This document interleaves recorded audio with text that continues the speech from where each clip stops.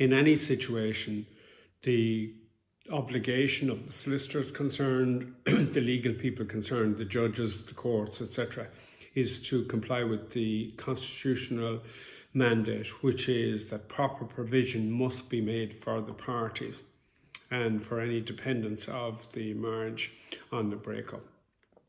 What's proper provision? Well, the legislation sets out a number of things that the court will look at in order to deal with proper provision.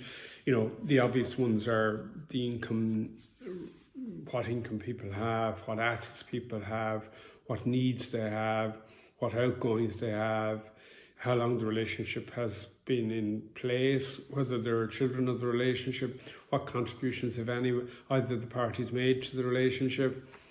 Conduct actually is one that does feature in the legislation. However, that conduct, the courts have decided, has to be very, very significantly gross in order to be taken into account. Basically, and there are a couple of kind of general principles. Now, there aren't the full extent of the requirements under the legislation, but there are kind of general kind of guidelines that the court has handed down. You know, it's probably fair to say that where there isn't enough to go around, or just about enough to go around, 50-50 is usually the situation that you're going to see in most situations. Where there is more than enough to go around, inherited assets can be treated differently. Maintenance is an ongoing process. Maintenance can't be fixed for all time by and large, unless it's a lump sum payment. The family home can be dealt with.